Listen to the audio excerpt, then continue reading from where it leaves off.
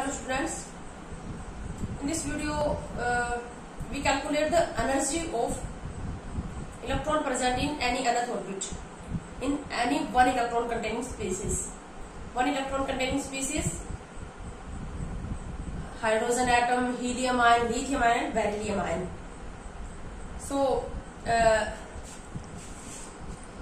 Energy, अब हमारे पास दो मैर की एनर्जी होती है, जो टोटल एनर्जी होगी वो सम होगी किसका, kinetic energy plus potential energy.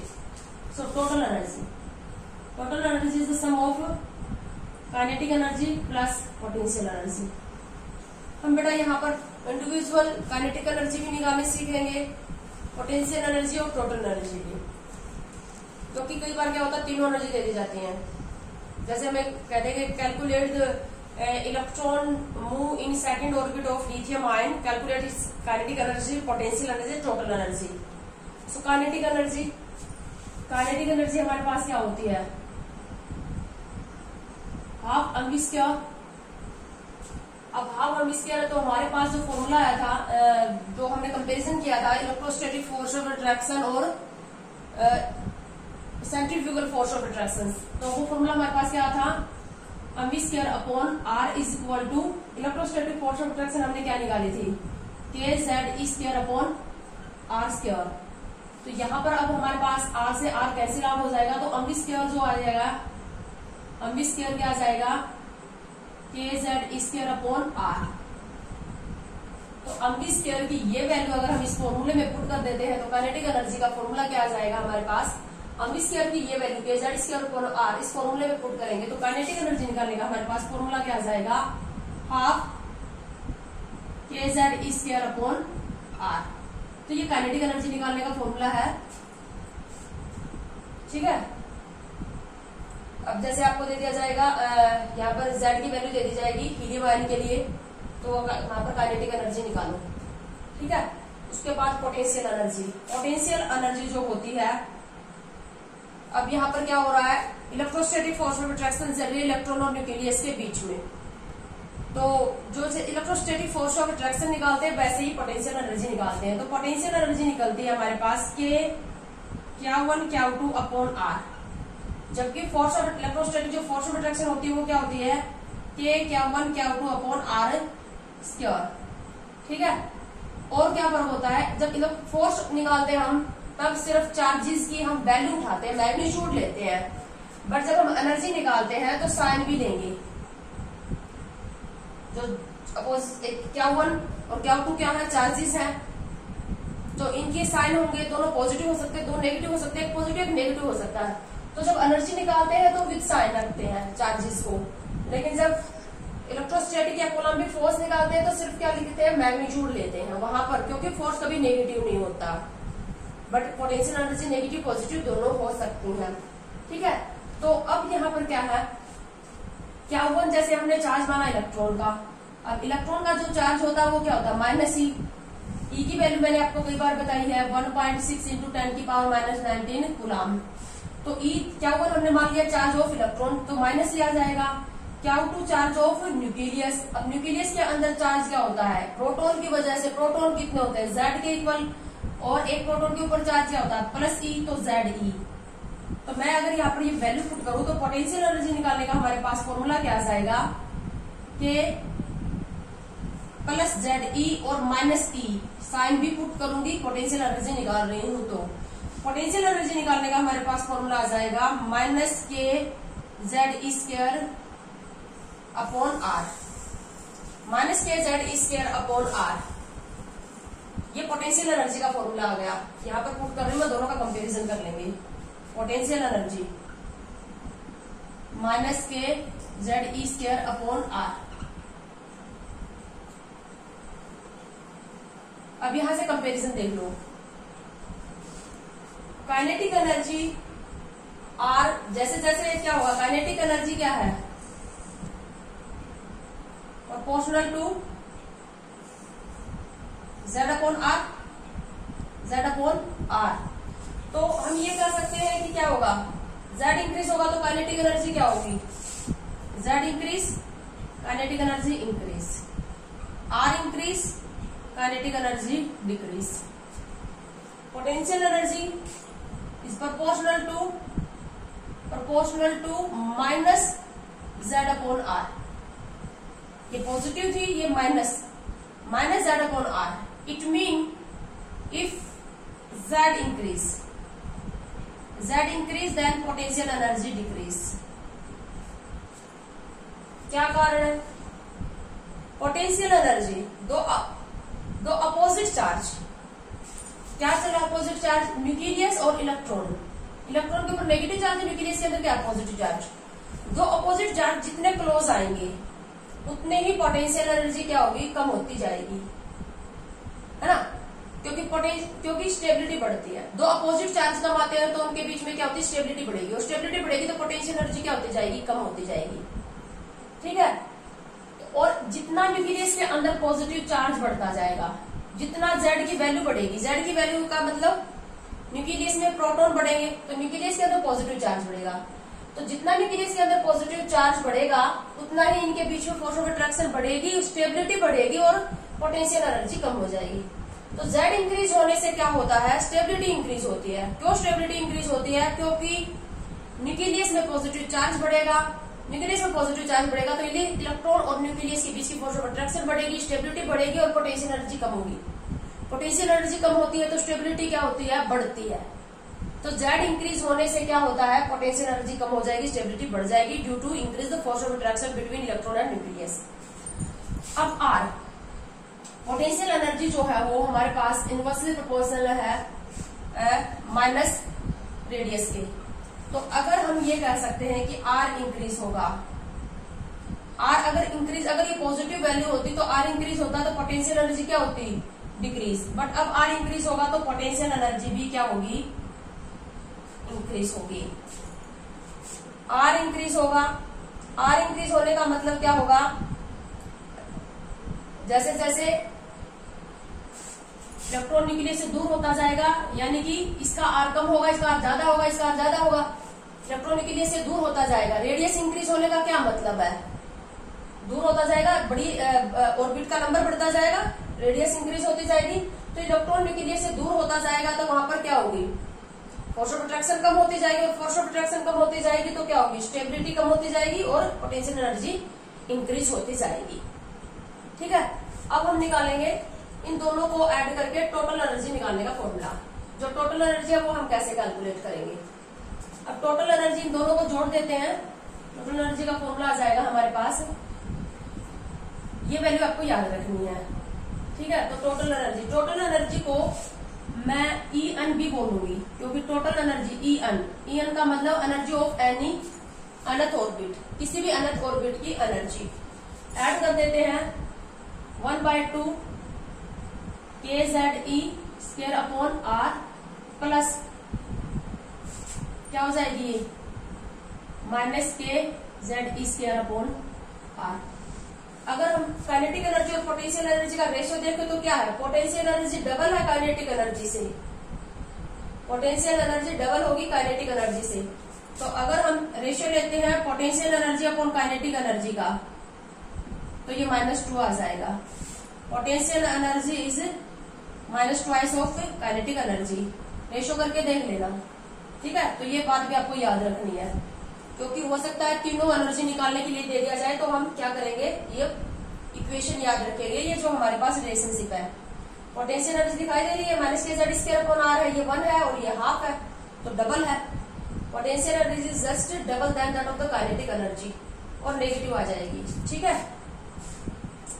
अब यहाँ इन दोनों को जोड़ देंगे तो ये हमारे पास क्या आ जाएगी? काइनेटिक टोटल एनर्जी जो आ जाएगी, total energy of any nth orbit क्या आ जाएगी? -1/2 KZ square upon R, -1/2 KZ square upon R।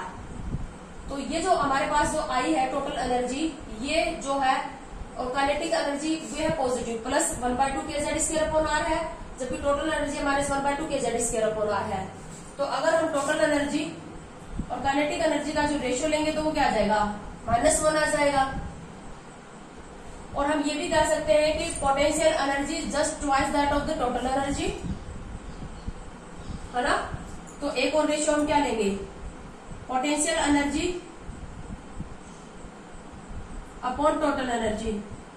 Total energy की भी तो डबल होगी। देखो पोटेंशियल एनर्जी तो माइनस के जेड स्क्वायर अपॉन आर है और total energy -1/2 K Z square upon are है, बट माइनस से माइनस कैंसिल आउट हो जाएगा तो क्या हो जाएगी, potential energy is just double of the total energy. ये तीनों रिलेशनशिप जो आपको याद रखनी है, potential energy is -2 of kinetic energy, potential energy is 2 of total energy and total energy minus total energy दोनों ही क्या होगी, ये काइनेटिक एनर्जी प्लस में है और ये माइनस में है तो -1 ऑफ काइनेटिक एनर्जी। इसका फायदा हमें कहां पर मिलेगा, टोटल एनर्जी निकाल लेंगे, अभी फॉर्मूला हम आगे चलेंगे, वैल्यू पुट करेंगे, टोटल एनर्जी आ जाएगी। टोटल एनर्जी का सिर्फ माइनस साइन लगा क्या हो जाएगा, टोटल एनर्जी हमारी किस में आएगी, नेगेटिव में आएगी। नेगेटिव नेगेटिव क्या हो जाएगा, काइनेटिक एनर्जी पॉजिटिव में आ जाएगी। ठीक है, टोटल एनर्जी आ गई तो हमारे पास पोटेंशियल एनर्जी भी आ जाएगी इस फॉर्मूले से। तो अब हम जो देखो ये जो फॉर्मूला है इसमें डायरेक्ट हम कांस्टेंट की वैल्यू पुट नहीं करेंगे क्योंकि इसमें अन को मेंशन नहीं किया गया। किसी भी ऑर्बिट की एनर्जी निकालने का फॉर्मूला निकालना ना में, तो अन तो यहाँ पर मेंशन है ही नहीं। तो अन को लाने के लिए हम क्या करेंगे, जो हमने रेडियन निकालने का जो फॉर्मूला निकाला था सबसे पहले वो पुट करेंगे यहाँ पर। ठीक है, यहाँ तक हमने कंपेरिजन कर लिया तीनों का और वो हमने रिलेशनशिप निकाल ली। अब अन लाने के लिए, क्योंकि किसी भी अनंत ऑर्बिट की वैल्यू हमें निकालनी है, तो अन लाने के लिए हम क्या करेंगे, यहाँ पर आर की वैल्यू पुट करेंगे। तो आर की जो वैल्यू होती है वो हमारे पास क्या होती है, अन square upon 4 square K Z E square. तो ये आर की वैल्यू हम यहाँ पर पुट कर देंगे तो हमारे पास जो टोटल एनर्जी निकालने का फॉर्मूला आ जाएगा वो -1/2 के जेड ई स्क्वायर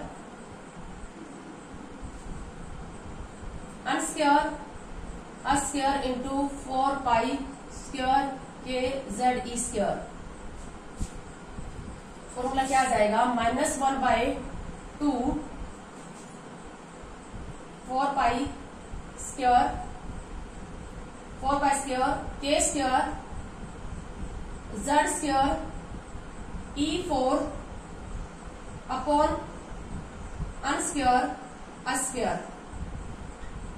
ये फॉर्मूला आ जाएगा। फॉर्मूला आ जाएगा -2 square K square Z square E4 upon n square.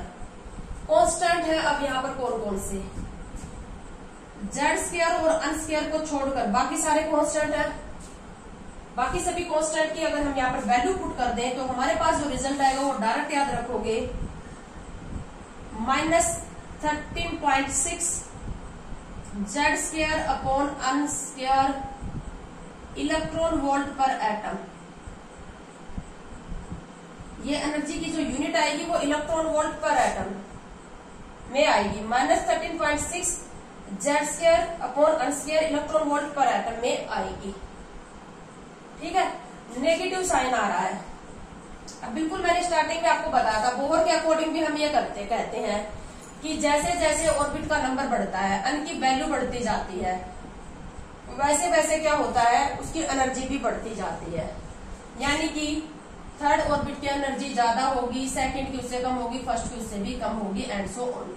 इस तरह से लिखते हैं ना हम, तो यहां से पता चल रहा है अन का ऑर्बिट के नंबर का और एनर्जी का क्या रिलेशनशिप चलेगा यहां से। तो हम ये कह सकते हैं कि एनर्जी वो प्रोपोर्शनल है -Z² अपॉन अन स्क्वायर के। पहले यहां से रिजल्ट निकाल लेते हैं, उसके बाद इसको दूसरी यूनिट में कन्वर्ट करेंगे। जैसे जूल है एनर्जी की यूनिट और कैलोरी है, तो इलेक्ट्रॉन वोल्ट पर एटम को जूल पर मोल में, कैलोरी पर मोल में भी कन्वर्ट करेंगे। तो हमारे पास यहां से रिजल्ट देख लेते हैं। अगर हम यहाँ पर क्या करेंगे, अन को इंक्रीज कर देते हैं, माइनस में है ये, अन इंक्रीज करेंगे तो एन भी क्या होता जाएगा, इंक्रीज होता जाएगा। जैसे जैसे ऑर्बिट का नंबर बढ़ेगा उसकी एनर्जी भी क्या होती जाएगी, इंक्रीज होती जाएगी। ठीक है, तो जो फर्स्ट ऑर्बिट होता है उसकी एनर्जी सबसे कम होती है, सेकंड ऑर्बिट की उससे ज्यादा, थर्ड की उससे भी ज्यादा। इसी तरह से जेड अगर इंक्रीज होता है, जेड इंक्रीज होता है तो माइनस में है तो ई एन क्या होता जाएगा, डिक्रीज। एटॉमिक नंबर बढ़ेगा तो एनर्जी क्या होती जाएगी, कम होती जाएगी। जैसे हीलियम आयन के सेकंड ऑर्बिट में इलेक्ट्रॉन है और लिथियम आयन के भी सेकंड ऑर्बिट में इलेक्ट्रॉन है। किस इलेक्ट्रॉन की एनर्जी ज्यादा होगी? हीलियम की ज्यादा होगी क्योंकि वहां Z2 है, लिथियम की कम होगी क्योंकि वहां Z3 है। ठीक है, ये रिजल्ट आपको याद रखने हैं। अब इसी को, इस energy electron volt per atom को हमें कन्वर्ट करना है। बहुत इंपॉर्टेंट फॉर्मूला बिठाइए। इसी इलेक्ट्रॉन वोल्ट पर एटम को हमें जूल पर मोल में कन्वर्ट करना। मैंने इलेक्ट्रॉन वोल्ट, 1 इलेक्ट्रॉन वोल्ट को आपको बता था कि कितने जूल के इक्वल होता है, 1.602 इंटू 10 की पावर -90 जूल के इक्वल होता है। मैंने बहुत डिटेल से बताया था ये इलेक्ट्रॉन वोल्ट क्या एनर्जी होती है और उसका जूल के साथ क्या रिलेशनशिप होता है। ठीक है, और 1 एटम इज इक्वल टू क्या हो जाएगा, 1/Na मोल के इक्वल हो जाएगा। तो अगर ये वैल्यू पुट कर दे तो 1 electron volt per atom is equal to क्या हो जाएगा, 1.602 इंटू 10 की पावर -19 अपॉन 1/Na। Na की वैल्यू क्या होती है, 6.022 मैं वैल्यू पुट कर रही हूँ यहाँ पर, 6.022 इंटू 10 की पावर 23। ये हो जाएगा जूल और ये हो जाएगा मोल। तो जूल पर मोल में आ जाएगी ये वैल्यू। ठीक है, ये ऊपर चला जाएगा तो जूल पर मोल में 1 इलेक्ट्रॉन वोल्ट पर एटम, और ये आपको इसको कैलकुलेट करोगे तो ये आएगी आपके पास 96.5 kilo joule per mole. 1 electron volt per atom is equal to 96.5 kilo joule per mole. इसको कैलकुलेट करके मैंने ये बताया, रिजल्ट आपको डायरेक्ट याद रखने हैं। 1 electron volt per atom 96.5 kilo joule. पहले आप -13.6 Z2/(r²) electron volt per atom. Electron volt per atom को जूल, किलो जूल पर मोल में कन्वर्ट करना है या जूल पर मोल में कन्वर्ट करना। जूल पर मोल में है तो 10 की पावर 3 लगा दो। ठीक है, और इसी को मैं डायरेक्ट बता रही हूँ कैलोरी पर मोल में। 1 electron volt per atom is equal to होगा 23 किलो कैलोरी, कैलोरी नहीं किलो कैलोरी, किलो कैलोरी पर मोल। ठीक है, तो ये रिजल्ट और भी क्या आ सकता था, ये -23 किलो कैलोरी पर मोल, -96.5 किलो जूल पर मोल। ये है किसी भी अनंत ऑर्बिट में इलेक्ट्रॉन है उसकी एनर्जी, अनंत ऑर्बिट की एनर्जी निकालने का फॉर्मूला। ठीक जैसे क्वेश्चन मैंने आपको रेडियस के अंदर निकालने के लिए दे दिए थे, 2 रेडियाई, 2 ऑर्बिट की रेडियाई का कंपैरिजन, 2 ऑर्बिट में इलेक्ट्रॉन जो मूव कर रहे हैं उनकी वेलोसिटी का कंपैरिजन। ठीक ऐसे ही यहाँ पर भी क्या दिया जा सकता है, 2 अलग अलग इलेक्ट्रॉन जो अलग अलग स्पीसीज के अलग अलग ऑर्बिट में मूव कर रहे हैं उनकी एनर्जी निकालने का हमसे क्वेश्चन दिया जा सकता है। जैसे एक क्वेश्चन मैं आपको दे रही हूँ, कैलकुलेट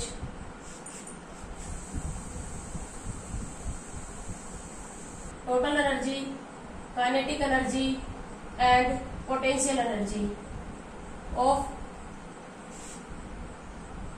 इलेक्ट्रॉन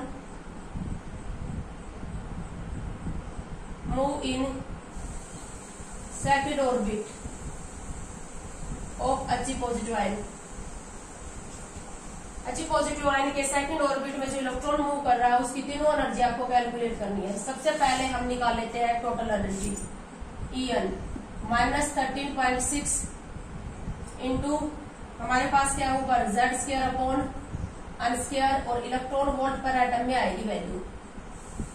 तो -13.6 Z की वैल्यू क्या रखोगे, हीलियम के लिए एटॉमिक नंबर Z का 2 का स्क्वायर, ऑर्बिट कौन सा है, सेकंड ऑर्बिट है, तो ये भी क्या आ जाएगा हमारे पास 2 का square, -13.6 electron volt per atom या -96.5 किलो जूल पर मोल या -23 किलो कैलोरी पर मोल।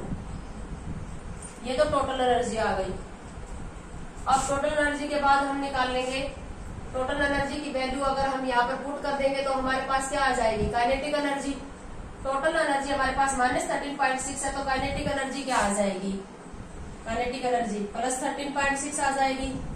ये सारी वैल्यू सेम रहेंगी, सिर्फ साइन ही तो बदलेगा टोटल एनर्जी और काइनेटिक एनर्जी में। पोटेंशियल एनर्जी क्या हो जाएगी, potential energy twice of total energy. तो इस तरह से हमारे पास इलेक्ट्रॉन वोल्ट या ये सारी वैल्यूज आ जाएंगी। तो बेटा ये थे इंपॉर्टेंट फॉर्मूले बोर मॉडल ऑफ एटम के। अब इनके बेस के ऊपर जो न्यूमेरिकल है वो मैं आपको पीडीएफ की फॉर्म में सेंड कर दूंगी। आपकी बुक में ये फॉर्मूले का जो डेरिवेशन है ये नहीं दिया गया, डायरेक्ट जैसे टोटल एनर्जी का ये फॉर्मूला आपको देखने को मिलेगा, बट मैंने आपको विद डेरिवेशन करवाया है, क्योंकि इससे आपको अगर आप भूल भी गए फॉर्मूले को तो जस्ट ज्वाइन कर सकते हो। आज की वीडियो में इतना ही नहीं है।